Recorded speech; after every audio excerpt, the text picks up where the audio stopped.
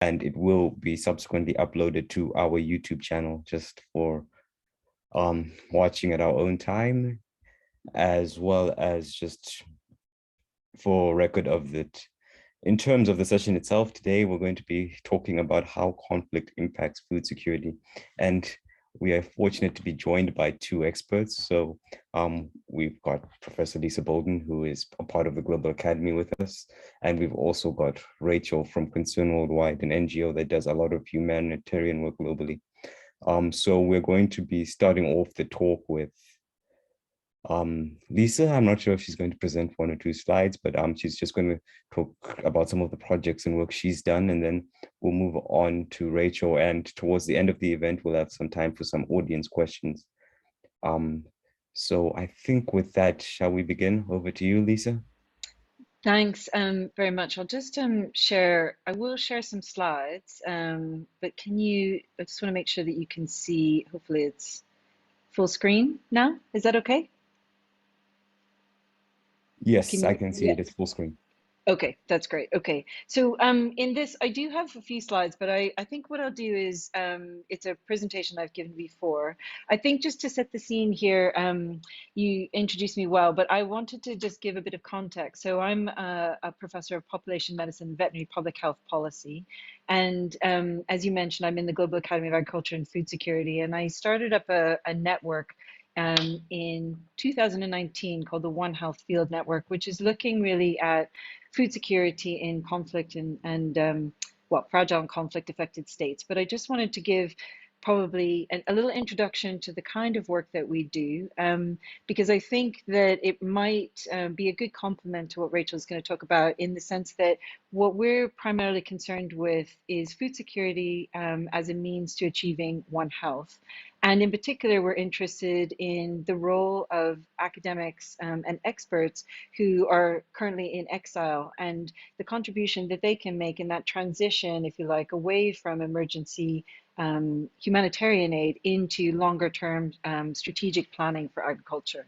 So forgive me if I do skip over slides, and we can always come back if you have questions with certain things, but I'll try to make it reasonably brief for a discussion. Let's just see how I can advance a slide. So for us, the reason for starting this network, and I should say that although we're interested in food security in conflict settings and complex settings around the world, the majority of our work has really been in the Middle East, and we have been interested in particular in working in northwest Syria, which is a non-regime controlled part of the country, with academics who are based not only in Syria but also in Turkey, Jordan, Lebanon, and Iraqi Kurdistan. And what we're interested in here, of course, is that this particular country, as you know, is under protracted conflict, and there's a record number of Syrians who are facing food security at the moment, and then over a single year during the pandemic, there was an additional millions of Syrians who became food insecure, not necessarily always because of a lack of food, but because they couldn't access food or the food itself wasn't affordable for a variety of reasons. But in particular, what drives this network is the recognition that there's this local knowledge, connection, expertise, which is often offered by Syrian academics who are in exile. And integrating that into humanitarian efforts is really challenging. And that's largely because of displacement, because many of those academics are institutionless, either because they've had to individually move, or because, and they can't return, or because their institutions themselves have been targeted as a result of the conflict.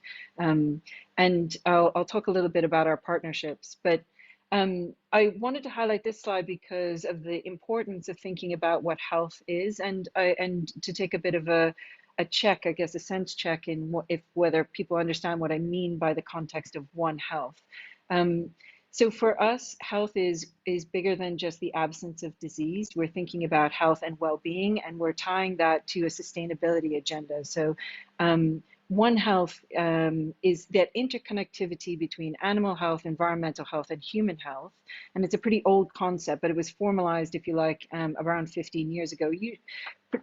Primarily driven actually because of a fear of a global pandemic, as it happens, and driven, if you like, by infectious disease kind of mitigation efforts.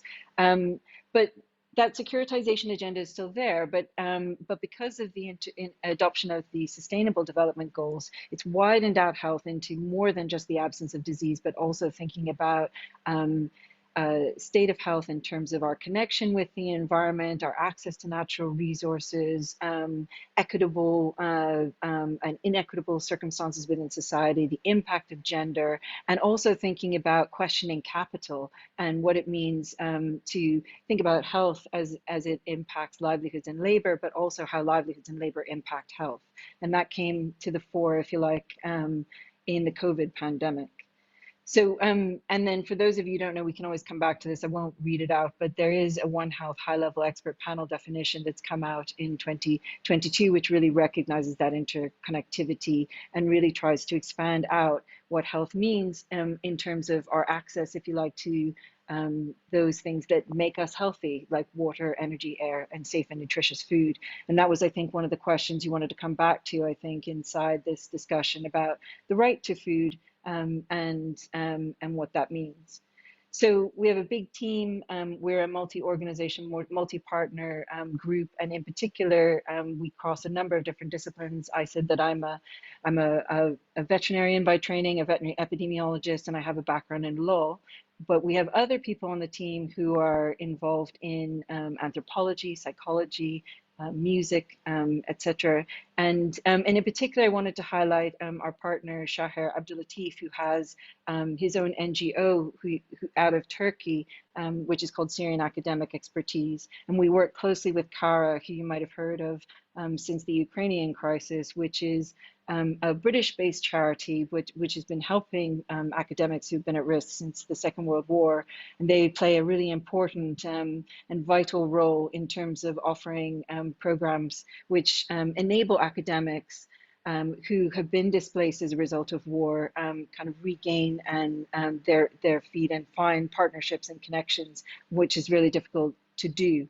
And actually, if you want to come back to a discussion about challenges, finding research funding and maintaining these partnerships that are equitable and meaningful is a really challenging thing in this context and working in a research environment.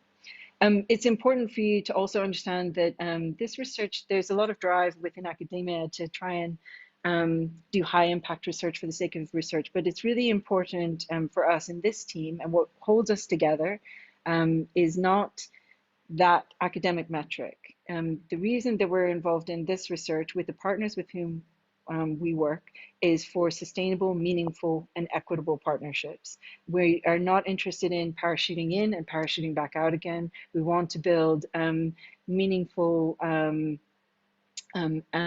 work that can then be hopefully useful and applied. So that's very much the kind of ethos we're coming to, and that's kind of what this slide is really about. And I'll skip over this, but the critical element of this is about equitable partnerships, which I think is really important no matter what you do. And at the heart of that, if you want to think about these relationships between science, policy, and industry, is being able to identify as a knowledge brokering organization how you mobilize information across different boundaries, whether they're political, geographical, and disciplinary. So we have a number of projects and we have a website which you can have a look at, but probably the key one that I wanted to highlight is the one that we were doing on Syrian food futures. And the concept behind this was looking at the past, thinking about collective memories, which really anchor our interventions to historical, cultural, and politically relevant kind of aspects of food production and consumption to a risk governance framework. And then look at the current risk situation on the ground in terms of food security for decision making, and then use both of those things to then think about long-term strategic planning. And we went about this in a way through, this is, and I put this up here so that you could have a look at it, because as students, I think it's kind of interesting, well, I hope it's interesting to you to think about how you might develop concepts for further research. So this is what we would call a classic problem tree. It identifies 3 different problems in the middle, which we co-constructed with our Syrian colleagues, and all of our work is Syrian-led. And they identified that for them, reduction of in-country agricultural and food security expertise is really critical. There's a decline of natural resources, and there's an absence of agricultural policies and a weakening of institutions, which would actually be quite important for this transition that we're talking about from humanitarian aid into long-term planning. And in the blue, you have these drivers of change, and in the green are the impacts. So if we looked at this, probably the important thing here would be to say, if we look at the left-hand side, that academics who are displaced into host countries don't have any incentives to kind of move back into their home country. And as a result, that loss of expertise, changing farming demographics, the changing nature of the way the women and men interact together to produce has a huge impact on the sustainability of food production and then consumption. I'll skip over this, but I think the key thing here is that interdisciplinary knowledge, local knowledge, is often deprioritized and sometimes excluded from intergovernmental and social and development programs. So what I'm trying to say here is that probably certain types of knowledge are privileged, and that's typically sort of knowledge around science and technology, agricultural knowledge. So one of the important things of this project was to really highlight some of the cultural and historical dimensions of food, and in particular capture oral traditions, history, and wisdom that might come from different spheres. And we had a particular part of this project, which was not just looking at the technical aspects of food security, but also looking at the emotional elements of food security. So we had an artistic activity around music, which I'll share with you. I guess the key things here is that from a cultural heritage point of view, I think some main findings were about the changing roles of women and identities in food production and consumption. There was a recognition by looking back in time that actually food insecurity for Syria was not common, but it happened cyclically, and you'll know probably that there have been multiple periods of drought and political instability, and the agricultural sector itself was on a bit of a precipice before the conflict began. And then that, in combination with different religious practices, really affects what types of foods are planted and prioritized. This was the artistic process, which is about a humming project, which was trying to explore how people felt about food security. And I can tell you a bit more about that. I guess in terms of the food insecurity issues that were happening during the COVID pandemic was of real interest to us. And probably Rachel may say more about this in general in terms of how it interacts with conflict, perhaps.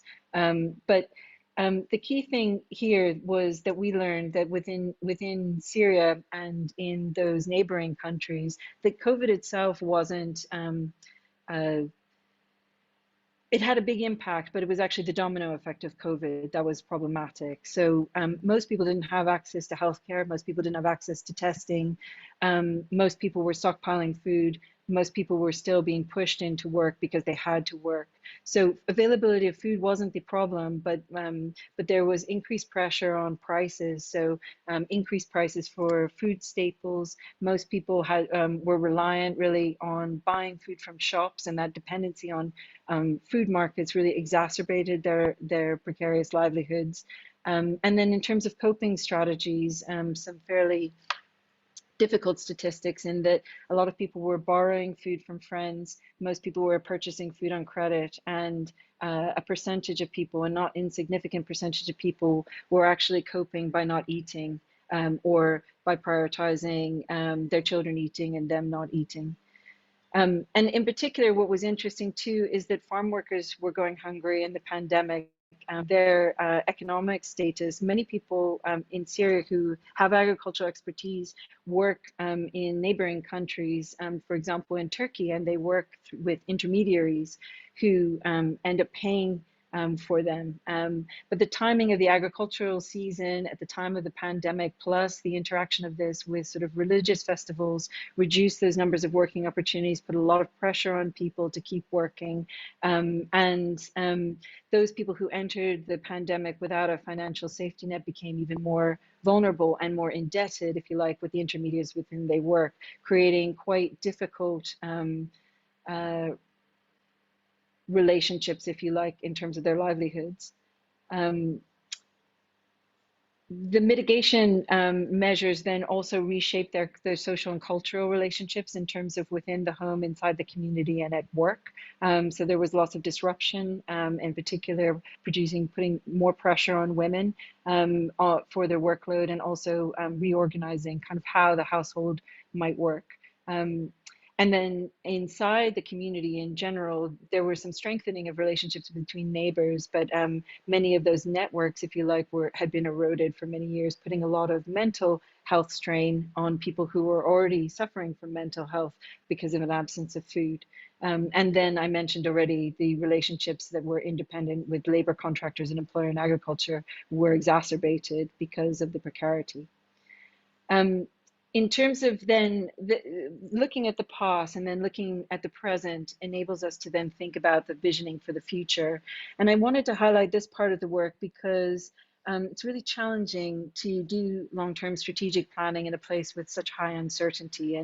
And we brought together different groups of people who were decision makers, but practitioners, people who are working in different sectors, NGOs, academics, and we brought them together in person before the pandemic and then online during the pandemic to kind of have a dialogue about what those strategies might look like. And the idea behind this is that we do these foresighting techniques called scenario planning. And the emphasis really isn't on predicting what the future would be, but about sort of storytelling what certain types of futures might look like that are logical, plausible, and then using those stories to then think about potential constraints and benefits to then build some strategies which could be implemented today that then might be helpful for resilience in the long-term future. Um, Part of that process is about looking at history. And so here is I'm just showing you for the purpose of showing you the work that goes into this, which is looking at drivers of change. It's political drivers, legal drivers, economics, socials, environmental over time. And then seeing how they're interconnected. And so I'm just showing you the kind of the process. And you can see in red, there are a number of different kind of, if you like, shocks that happen that you can then explore. And by doing that, you're bringing together people to think about important drivers of change, which then allow you to sort of thematize these around, in our case, 3 different areas. So thinking about the natural resource management, agricultural policies, and displacement. And then the participants in the group then think about what these extremes might look like. And then you can use those scenario spaces to kind of create the stories. So you can create a scenario, for example, where the olive branch is, right? To think about a future which is highly sustainable in terms of resource management, where there's a mixture of agricultural policies and where displacement is decreasing.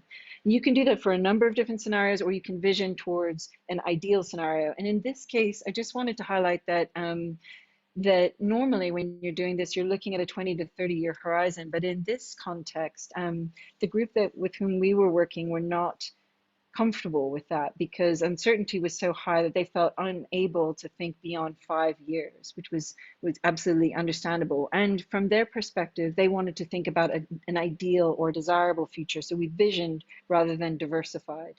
And as a result, we created this vision. And in particular, I guess the key thing here is that, I won't show you this, but the key challenge that is facing many people who are working in food security, and in particular people in the context in which we're working, find it hard to maintain accurate statistics. So there's a lot of data that's lost as a result of conflict.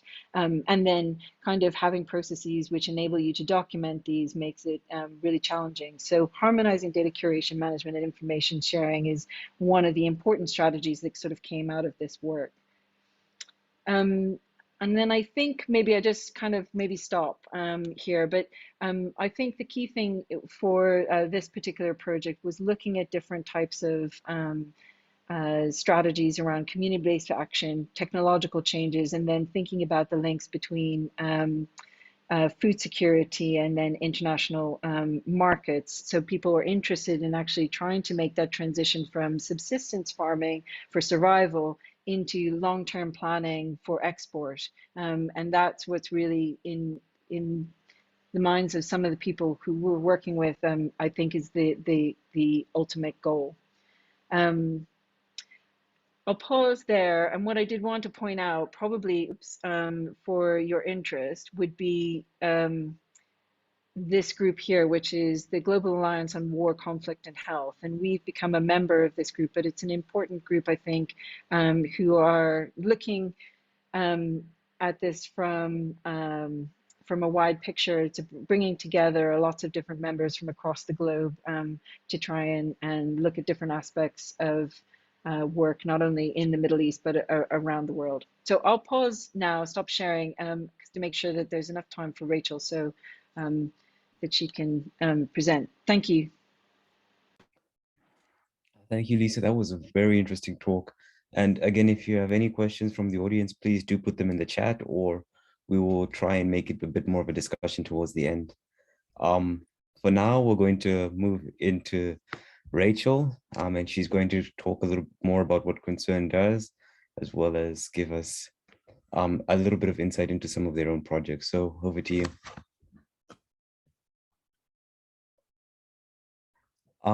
I think you're on mute. Always. Sorry. I was saying thanks for that, Lisa. That was really interesting and lovely to meet everybody. My name is Réiseal Chéilleachair from Concern Worldwide. Concern in the UK is relatively small in comparison to some of the bigger organizations like Oxfam and Save the Children and so on, but we were established after the Biafran conflict, and our head office is in Ireland. And we work in 28 countries with a focus on hunger and food security and livelihoods predominantly, but also looking at health, and within that looking at nutrition and particularly community management of acute malnutrition. But this, what I'm going to talk about now, it kind of complements nicely what Lisa had covered. I'm looking at it at a more global level in terms of conflict and hunger, and how conflict is really changing so much of what we, how we work, where we work, and the political dynamics that are around hunger. So I'll just share my screen and. Let me see, here we go. If I can get myself up here, I'm going to come to, sorry, I'm just going to get myself back. I was just testing a video. I'm going to show you a little video at the end. Let's get myself started here. Great. So if everybody can see that, yeah? Yes. Great, okay. Great, so the scale, when we talk about conflict-induced hunger or global hunger overall, the scale of the issue is that there's over 800 million people in the world who don't have enough food, which means that they are either suffering from malnutrition, or at the very minimum that they don't eat every day, or if they do, they eat a very poor meal that's not nutritious. And over time that builds up and causes a lot of issues around people's health and broader nutritional status. But increasingly, and again, a lot of these figures, and I'll come to some of the comments that Lisa made about data as well, because it's really important when you're looking at how you measure hunger and look at malnutrition globally. But these figures are looking at data from 2020 and 2021, and this was before the Ukraine crisis. And the wider food security issues that are now becoming very clear and are of huge concern because of what's happening in the Ukraine. And I'll touch on that a little bit later again. But at the end of last year, at the beginning, every year at the beginning of the year, the UN do a humanitarian overview. And one of the big warnings from last year for 2022 was that 44 million people in 38 countries were at risk of sliding into famine. And when we talk about famine, and again, I'll come to it in detail later, we're really careful about the kind of terminology we use. So sliding into famine, the possibility of famine being imminent and so on, because it's very hard to say exactly when someone hits famine, but of course, when the situation is in famine, it's too late. So a lot of the work that we do and other NGOs like us, as well as organizations like the WFP, is to try and intervene before a situation comes to such a crisis that you're listening to the word famine, or you're dreading having to use it. Somalia is a country, again, that is now facing such a severe situation that we do really worry that famine is imminent. And I'll come back to some of the ways that we can try and determine those. 60% of the world's poor live in zones that are affected by conflict. So that's what I'm going to concentrate on here. And conflict is the main driver in 8 out of 10 of the worst hunger crisis that we have at the moment. So Yemen, South Sudan, Democratic Republic of Congo, Syria, Afghanistan, Myanmar, Central African Republic, Burkina Faso, the list goes on and on. There's so many dimensions to hunger as well, and I was really interested in how you were explaining the engagement with your academic colleagues, Lisa. I think it's really important that it's the impact that conflict has on every part of somebody's being is so hard to describe, but it really does have such a massive impact on how people live. And I suppose from our perspective as people who aren't experiencing hunger ourselves, our immediate response is, how can that possibly be, and why does it happen? And the reality is that nobody should die of hunger in the 21st century. I think, again, like we said at the beginning, Ukraine is going to change an awful lot about how we view food security. Last year there was a food system summit, you're probably familiar with it, and looking at the global food system is a massive challenge. But I think if you look at the exports of Ukraine and Russia and the wider impact that we're now seeing and we'll see over the next couple of months, it really wakes us up to how interconnected our food systems are and how we need to address it. There's enough food to feed the world. I think we know that. Hunger is multidimensional. There's no one solution. Peace is an essential component. So I'm going to focus on that a little bit more. And I think you've also touched on that, Lisa, in terms of how conflict touches every part of how countries function, how markets function, how the arts and academia function, and so on. And one of the big focuses of 2021, when we had the Food System Summit, and increasingly, is how do we prevent crisis from happening in the first place? And I'll touch a little bit on that as well.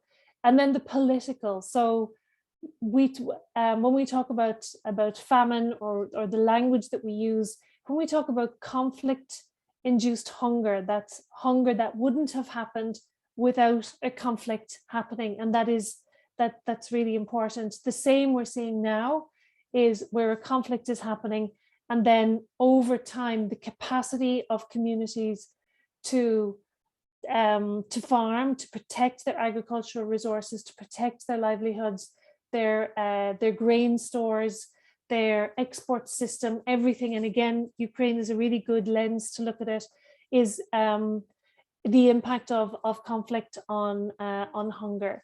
And context is really important when we're talking about the political. And I'll come into that in a little bit, of how states are really reluctant to get involved in situations.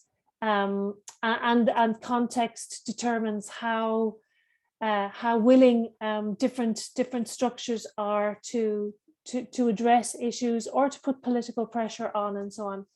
And I'll touch a little bit at the end on some of the legal frameworks and the particularly Security Council Resolution 2417, which has changed the discourse certainly around conflict-induced hunger. When we talk about hunger, we can't really talk about it unless we really understand what extreme poverty is and where it's happening. And I just wanted to show you these two slides, which I'm sure you've seen before, is the share of the population experiencing extreme hunger, living close to or below $2 a day.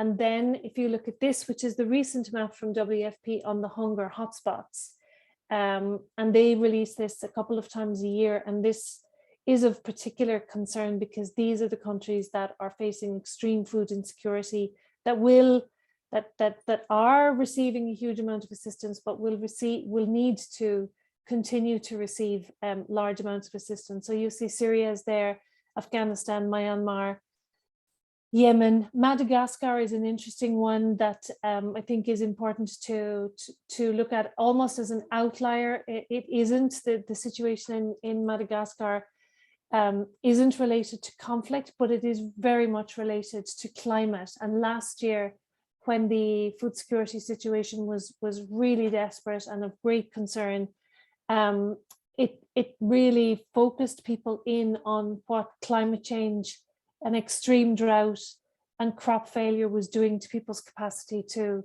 feed themselves, and for the government as well to be able to protect its own population. So I'll come back to some of these points later.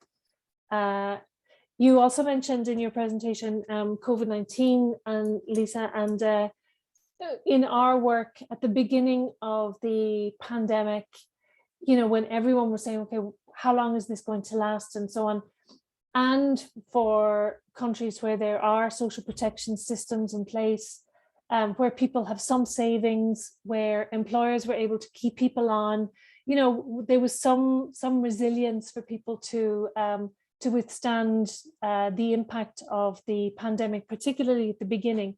But in many of the countries where we work, the shock was so severe, and it had an impact on people so quickly that if you lost a paycheck, then you lost everything. Lots of people had really no resilience to the pandemic. And when we saw tourism shutting down in places like Kenya, when we saw sports activities, you know, stadiums shutting, which meant that sweaters and jerseys were not being sold to the crowds, the scarves and so on, then that had a direct impact on factories in Bangladesh that employed people at very low income.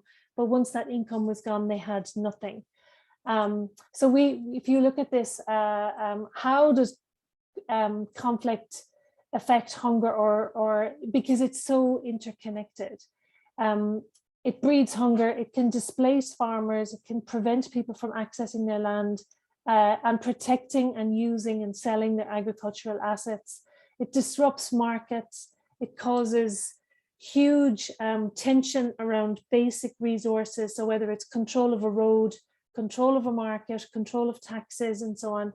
And then it becomes a vicious cycle that when people are hungry, there's a greater possibility of localized conflict, but also where people have no other livelihood, recruiting people for armed groups, whether it's state or non-state actors, becomes a way of life for people, and then that perpetuates the cycle further. Concern Worldwide with Welthungerhilfe, which is a German NGO, our sister NGO, we do the Global Hunger Index every year. And in 2021, we worked with the Swedish Institute for Peace, SIPRI, looking at hunger and food systems in conflict settings. And it is very difficult to capture it in one slide, but I think if we were to crystallize what the issue is, that when we look at 2030 and we look at the commitment to zero hunger, and then we look at the increase in conflict around the world, it's a real wake-up call that we're not going to be able to reach zero hunger because of the amount of conflict. And I think the amount of protracted conflict that's happening. And as you were saying, Lisa, you know, when people in Syria who've been displaced or who are facing refugee, being a refugee for over a decade, the Syria crisis is into its 12th year now. It's the protracted nature of conflict that we see, which makes it very, very difficult to try and rebuild systems, to try and invest in the right places, to try and support people to continue to look after themselves, support themselves in their communities. And it's really important to try and break those linkages between conflict and hunger, but it's also very, very difficult. So I'll come to some of the legal frameworks that have changed the discourse and made some of this a little easier to have conversations about at the very least. I'm not going to go through this. This was a case study that we did for some research in South Sudan in 2018. And when I was rereading it, when I was thinking about this lecture, it could be any country. The impact of conflict on food security, you know, it results in people having almost complete dependence on food aid. If it's an active conflict, then humanitarian access becomes very difficult. So that means that aid agencies can't reach the people who need food assistance, or whether it's healthcare,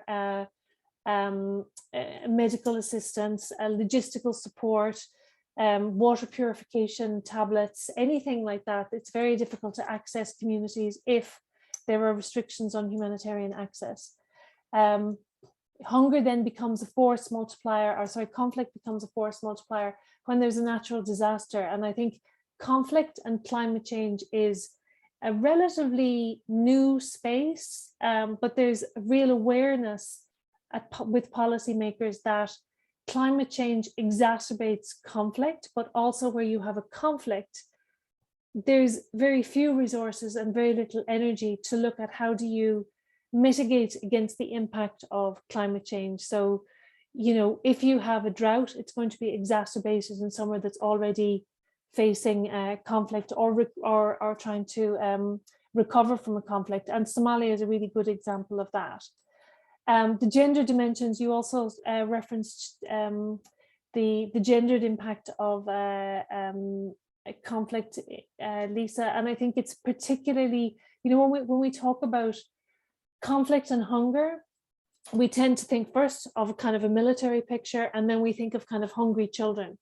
Women and girls who are responsible for food preparation and for, you know, taking the burden of making sure that other members of the family eat, put themselves at such huge risk to be able to find food, to be able to find firewood.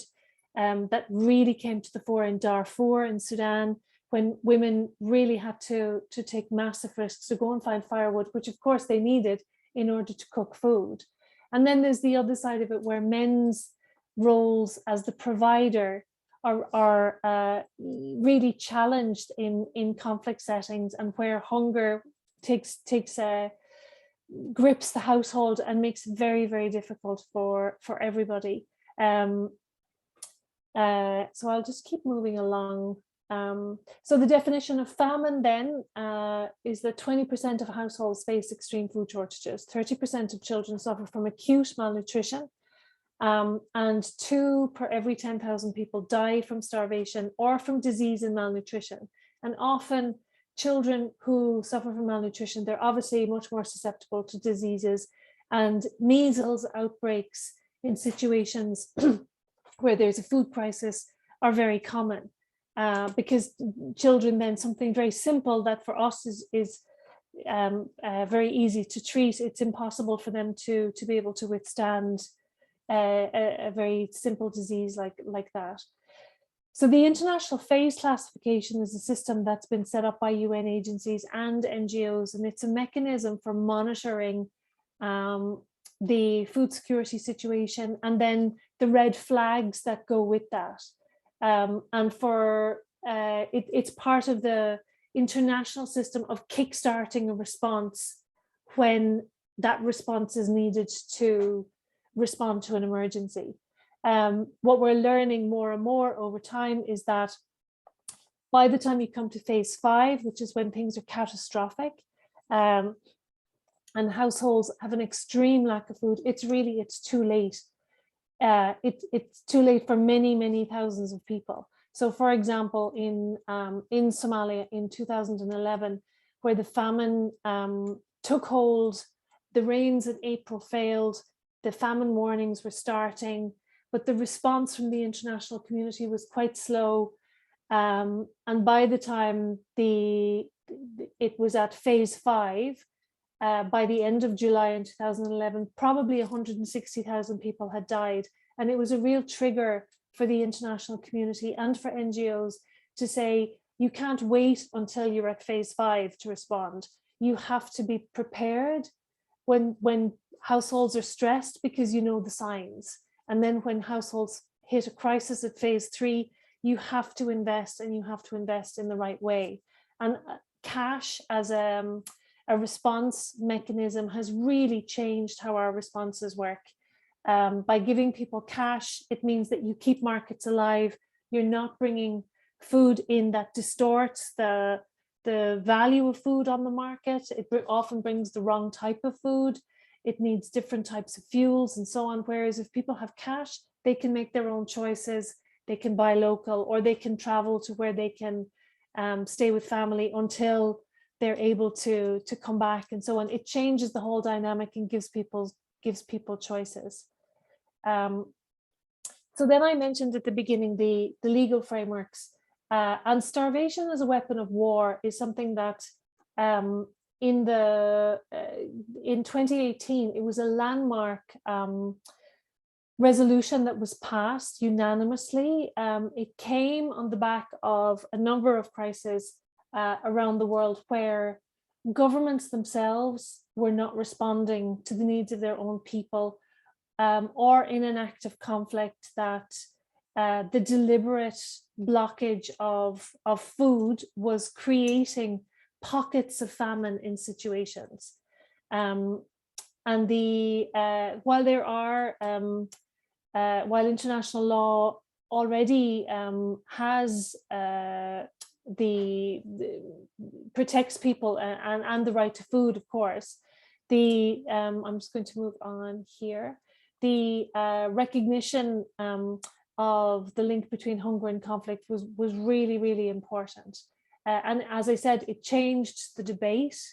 It moved the conversation, which is important, on food security into peace and security, and change the conversation that if you can prevent a crisis from happening, if you can stop a crisis, or if you can intervene politically to ensure that people have access to food, that they can access healthcare and so on, and they can do that safely, then that changes how a conflict happens.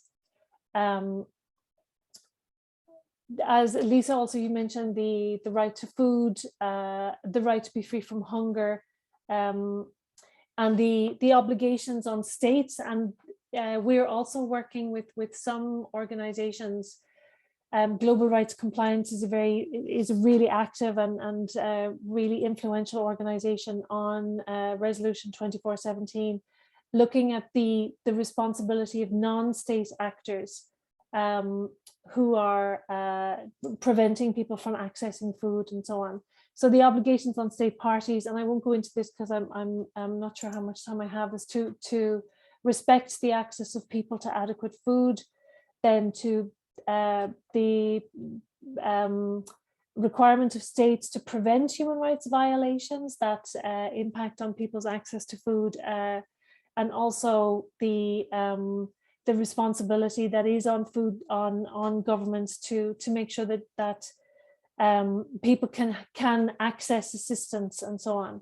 And so that's also an interesting dynamic that for humanitarian actors, it's us being able to access communities, but often in active conflict, it's very, very difficult to access communities.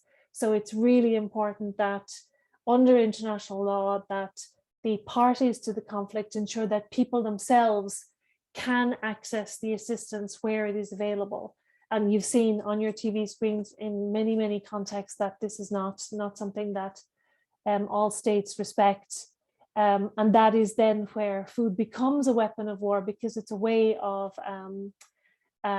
it's just a way of making life even harder for communities.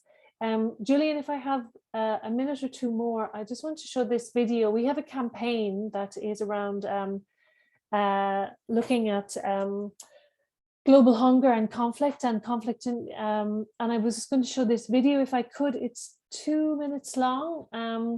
It's a little graphic, so I just want to warn people of that. I'll just see if I can see you. Is that okay? Shall I give it a shot? I think we should have 2 minutes, yes. Yeah. Okay. See if we can do that here.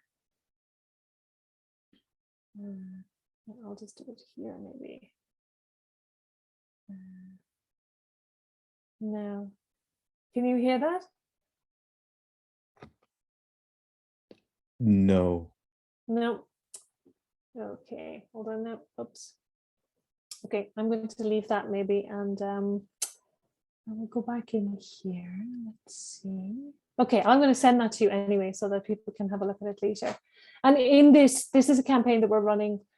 Ireland is on the UN Security Council this year, and as an Irish NGO, we have been campaigning for a number of years that Ireland takes this forward on conflict-induced hunger. And so this campaign is an open letter. If you go to act.concern.net, and it's calling on global leaders to address hunger by providing the necessary emergency assistance for the number of people who are facing famine, so 41 million at risk of starvation, supporting humanitarian development and foreign policy to break the cycle between conflict and hunger, and investigating, condemning and taking action on those who use starvation as a weapon of war. So that's at concern.net, and I'm really sorry this has been very fast. It's quite a hefty issue to cover. So my colleague Anushree, we were, not to leave people full of despair, was, what can you do? What can your group do? Which I think is really, really important. That, like I said at the beginning, we have an emotional response that this shouldn't happen, but it is happening. And our responsibility is to really be informed about it, and then also to take action where we can. I could, in a different conversation, go through what the UK government has done, having a special envoy on famine and humanitarian affairs. So there's a lot of political engagement in the issue, and that needs, needs political pressure to keep it up. World Hunger Day is in May, on the 25th of May, I think, and World Food Day is in October. And then obviously working with organizations that are trying to address global hunger and its drivers in different ways. And then I just put a little reading list there so I can just share that with you as well. So I will stop sharing now. Hold on. Now. Great. Okay, I think we're done. All right, thank you. That was a very informative presentation, and I've learned quite a lot about it. I guess now we're moving into the audience's time. So we've got about 15 minutes for you guys to just direct questions at our two panelists and just kind of learn more about these issues. So you can either put it up in the chat or put your hands up and ask a question. I guess I will start us off. And while listening to both of you, there was a common theme around local expertise. So my question was just, how important is it to engage with local communities in targeted countries, and how often are they overlooked, and what steps are put in place to ensure that their ideas or voices are heard? So I guess we can just start off with Lisa. So it's important to situate this. So I'm coming at this as an academic researcher who's a very applied researcher. I ask myself every day whether or not I'm the right person to be doing this research, and whether or not the research that we're doing is there's a material basis for me to be involved in this. And I've been lucky and fortunate to have colleagues in setting who will challenge me on that. And so to answer your question, I think that one of the challenges with thinking about kind of conflict and thinking about hunger and food security and also thinking about health is that we often in academia privilege Western knowledge, and in particular different types of knowledge over others. And I think I was hoping that I hope it came across. I spend a lot of time on it, but really it's at the heart of what we are trying to do, which is being able to kind of bring in local partnerships on an equitable basis, on a sustainable basis, in a meaningful way, that they are leading the problems, leading the solutions, because without that, actually, it becomes an intervention that is, there are lots of projects that historically, and particularly in global health, that have been funded. They last for the period of time for the research, and then at the end of it, the researchers parachute back out again, and then there's no longevity to that, and that is not a very healthy approach to research in general, but in particular in these contexts where you're working with people who have experienced vulnerabilities or are vulnerable themselves. It's inappropriate, and so there's a lot of expertise that's overlooked, and it's really hard. One of the challenges with the work that we do here in Edinburgh is that research funding isn't really geared up for this type of work because it's high risk, and oftentimes this is a very practical thing, but you have to find you have to be very persistent to find ways to fund people in an equitable way, as well. So I could talk a bit more about that, but probably be quite interesting to hear what Rachel has to say about this. But I guess the key thing is that kind of at the heart of what we are trying to do is privilege the expertise, it's local expertise as well as local experiences. So a lot of the work that we're doing is around cultural heritage, intangible heritage, which is attached to certain practices that gets carried through, that could be lost, but which is really important to bring into decision making and policy making pathways, so that any interventions that do that are kind of developed are co-constructed with people, and that to improve, I guess, the likelihood that they're going to succeed, be taken up, and then actually make meaningful difference on the ground. Thank you.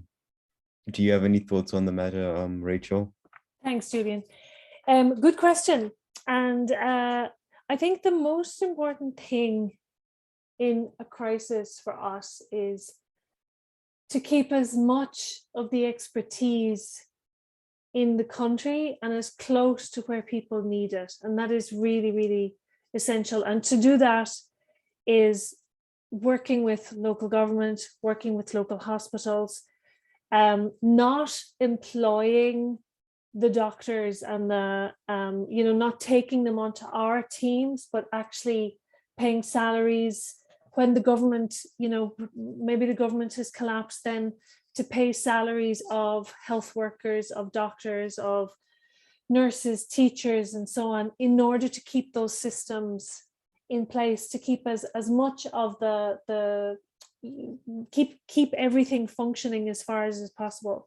Then, as if something happened in Edinburgh in the morning, you have local NGOs, you have local systems that can continue, because in many cases people don't leave, they just adapt, and then it's making sure that we're there to support and enable that adaptation, working with local NGOs, particularly in some parts of any country that we're working in, you go into rural areas and there may not be any electricity, so we will have we will have the funds to be able to run a generator, for example, but a local NGO won't. So being able to facilitate the local organization to come and use the facility so that they can continue their work, that they can have internet access, all those really basic things that just keep systems functioning. And that's a very basic part of the work. I think a really important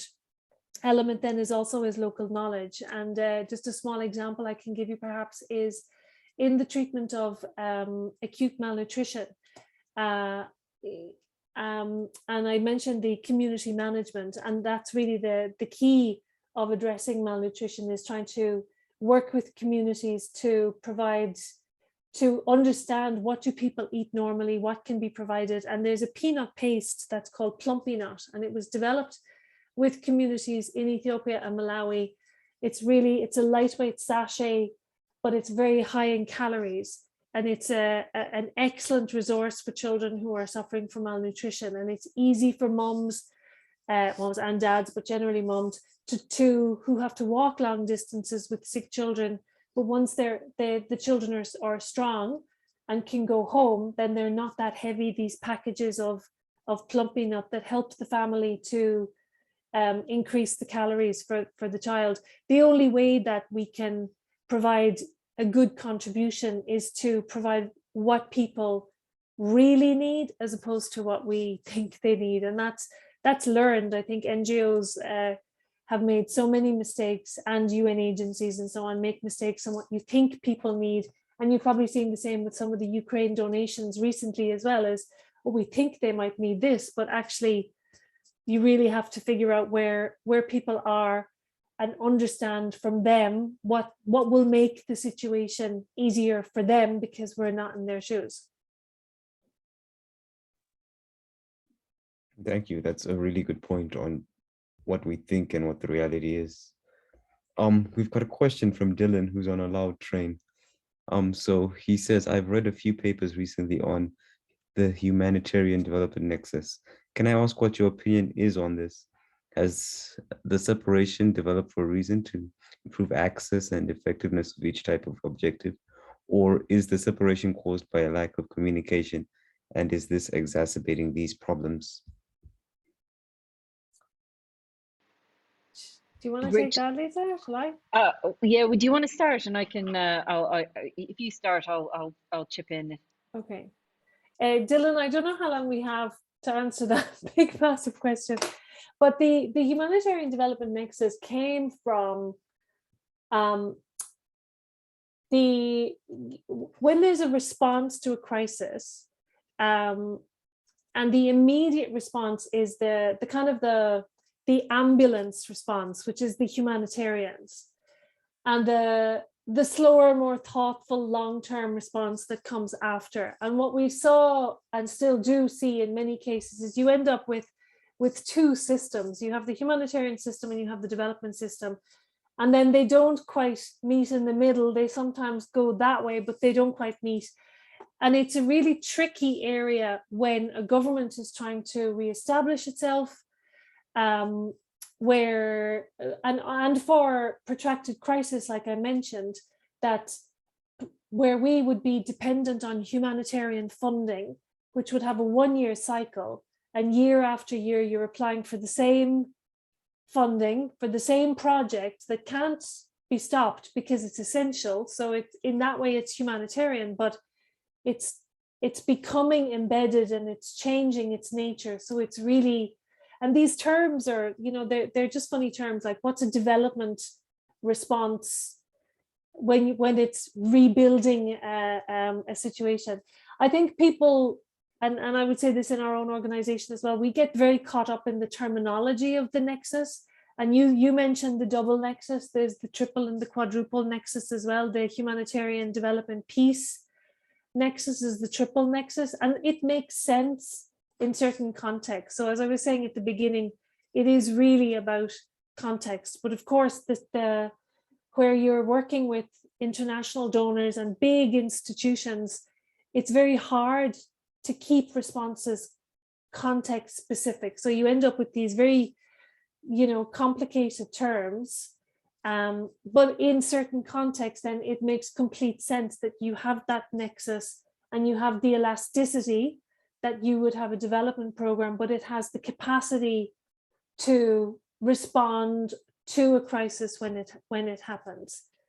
But this would be a much longer conversation. So over to you, Lisa. Well, only just to kind of add or maybe question out loud, I suppose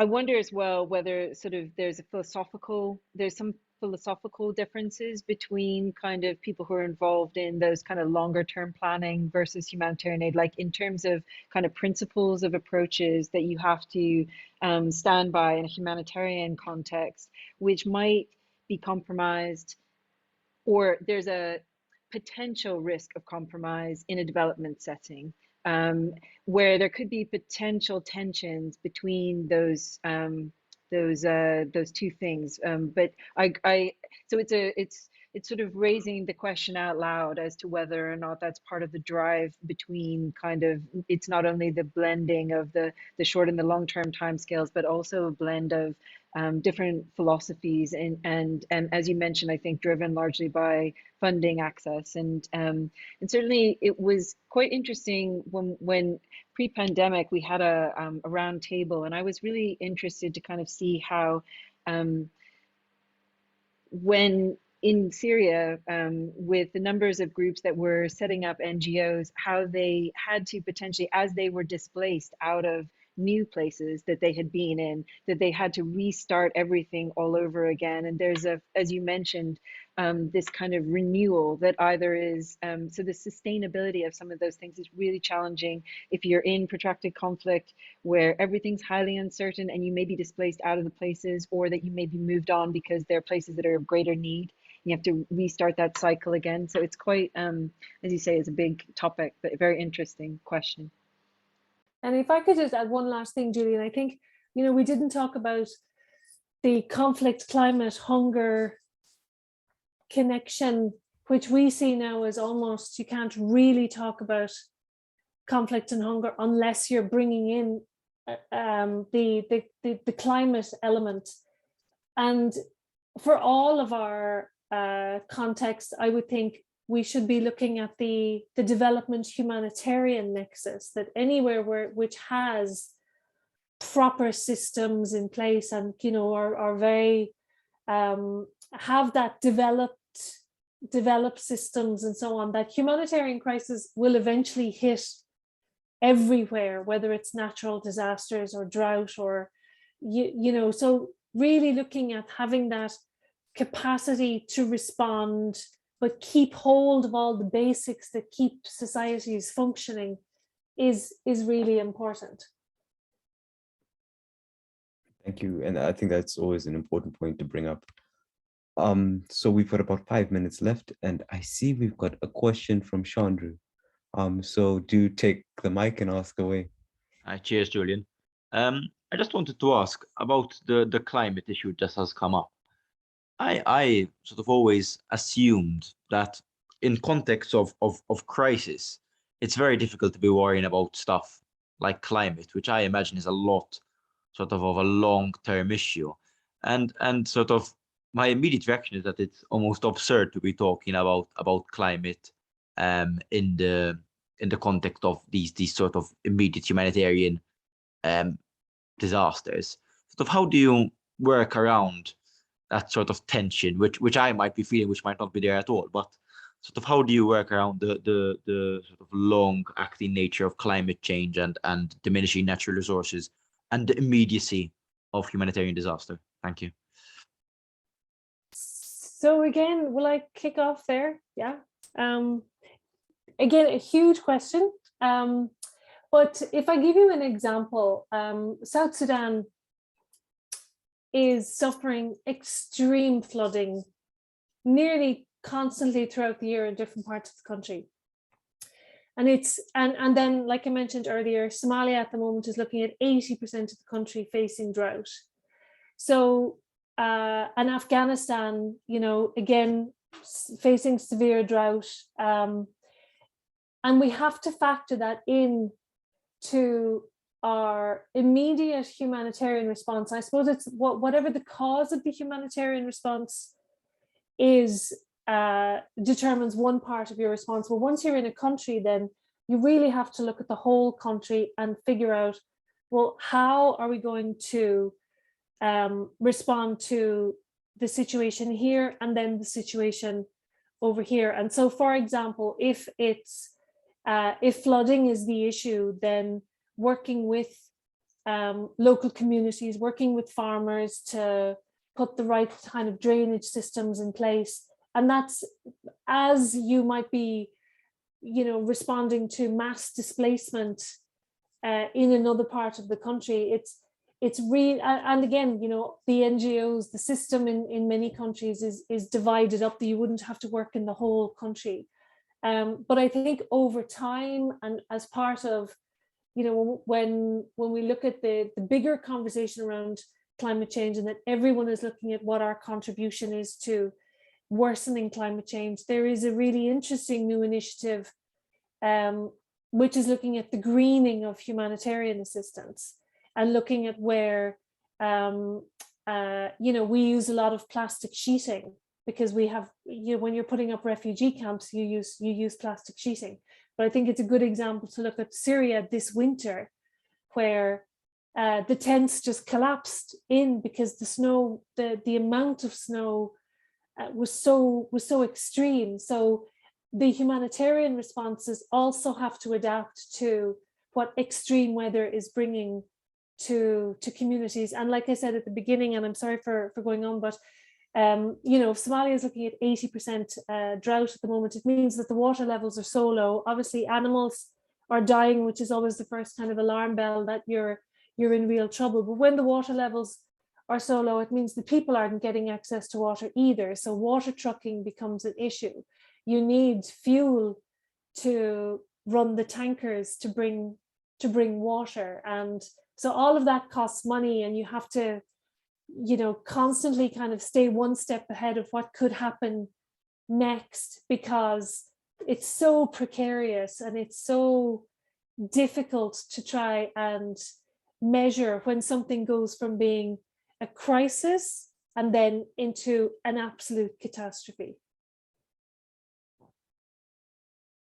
If I could just add to that, I think that last point is really quite critical. So it's not, although we frame it potentially as an intergenerational issue, it really exposes the vulnerabilities of communities who are facing this now in real time. And I suppose, just to digress slightly, having gone to Madagascar, you know, it's like watching climate change in real time. You're looking at it happening, you know, and that whole systems approach where you're looking at sort of people who are sort of using sort of brick kilns to kind of and then they're cutting down forests, and then there's spillage into, you know, so there's that element of it. I guess in terms of so I guess just to highlight that if you're then thinking about long-term planning, and I don't know where I recall the statistic from, but I did remember being quite blown away that the idea that it probably will take Syria maybe 70 or 80 years to get to pre-conflict levels of agriculture. So I won't see this in my lifetime, and neither will many of the farmers who had an inherited land for, you know, who have olive trees, which are, you know, hundreds of years old, and some of which have been decimated and gone. So so these are real issues for people who are living and trying to plan now. And then there's probably a third component here too, which is that there are some hypotheses about links between conflict and climate change, in particular, kind of the incident, for example, of drought. And certainly I showed you those pictures of those historical timelines, which, you know, kind of trying to go back 30 to 40 years to look at sort of incidences of drought, where in Syria, for example, that was happening over and over again. And that interconnectedness of drought plus changes in the situation in terms of the political context, in the way that farmland was managed, in terms of migration of people from pastoral areas into urban and semi-urban areas, and land ownership in combination with that, and the absence of kind of smart climate smart agricultural practices means that actually these are real-time issues for people now. And in particular, going back to the camps, you know, the camps themselves, or the settlements, there are health hazards, obviously, with sort of you know, when you're lighting kerosene lamps inside tents and you have fires which kill families.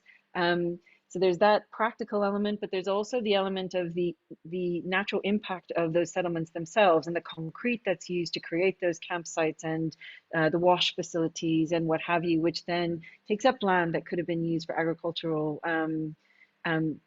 purposes. So it's such a complex it's such a complex situation, but so people have to be really smart about what they grow, where they grow, and how they grow it, and adapting to the climate in terms of what's now, but also what's projected into the long-term future is a really important aspect of that. I put a little link in the thing. There are some people here who are working in an interdisciplinary project between the geosciences group, and there's a company called Earthblocks, which is doing remote sensing techniques, and they are working with the legal team, and they're trying to explore this question of whether or not climate change, whether it's correlated with conflict. Does it drive conflict, or is that a kind of a hypothesis that's substantiated or not? And so there's some interesting work that's happening in Edinburgh around that area. Anyway, so lots of kind of very disparate ideas pulled together, but just trying to kind of reinforce the fact that this is very much an issue of vulnerability that's happening and playing out in real time, and it's not as far away for people who are at risk as we have mechanisms here which can help us cope, live, and so we don't feel that climate change. But when these things disappear, it's here with us now. No, thank you both for that. I think it was quite stark to hear that it will take serious 70 to 80 years to get back to pre-conflict levels. And I hope that more or less answered your question, Chandru. I think now we're at the point where we're going to draw the event to a close, and hopefully everyone's learned a bit about this or has been inspired to act upon it. So I'm just going to ask our two panelists to just give one top tip to us as students on what we can do to more or less make a difference in this situation, big or small. So hopefully that's not too much of a difficult question. So do you want to kick us off, Rachel? Or close us off, rather? We'll start with the closing off process. I think, I worry more and more, I suppose, that, and really I worry in relation to what we're saying about Ukraine, that's real life, and it's not that far from us, where we sit. And I do think, and we could probably have lots of conversations around it. It was great to see your work on One Health and food systems. I think if there's one thing, Julian, that we can do is really look at where our food comes from and the cost of that in every single element of the cost of where we get our food is really important. And that in itself raises tons of questions and tons of conversations and, behavior change. And I would just leave it at that. I think that's just living with that awareness is very important. Thank you. Thank you. That's quite a hard act to follow. I love that, because I think that from our experiences in the work that we've done, what was really striking to me is that I've done scenario planning and long-term future forecasting here in the UK, and when you do that in a situation which is in a conflict context, you become very clear-eyed about the fact that you're just lucky, and that actually that we in the UK have been complacent for a very long time about our food systems and the security of our food, and the way that we aren't very far away, as Rachel said. So in terms of kind of, I just suppose in terms of from a student perspective, and there's obviously a route down activism, but I would certainly encourage everybody here to maintain the interest, the curiosity, to find yourselves people who can mentor you if you're interested in this type of research. Come get into contact with me about the project, and if you are interested in some of the aspects of that side of this work, please do be in touch, and happy to kind of have conversations and engage with you about kind of projects and things that might maybe shape your career and potentially find a career path like Rachel's, for example, and you might end up there, and that would be a hugely beneficial thing. So anyway, thank you very much for including and for this session, because it's been really interesting. It's been great. All right, thank you. Thank you for our guests for just coming in and listening, and a big special thank you to both our speakers. We've learned so much from this. There are a number of links within the chat, and I guess everyone stay curious, and there are many ways in which we can get involved just from hearing them. Otherwise, I do wish everyone a happy evening and a good day tomorrow, and hopefully an enjoyable weekend. Thanks so much, Julian. Nice to meet you, Lisa. Bye-bye, everybody. Thank you. Bye, everybody. Thank you. All right, goodbye.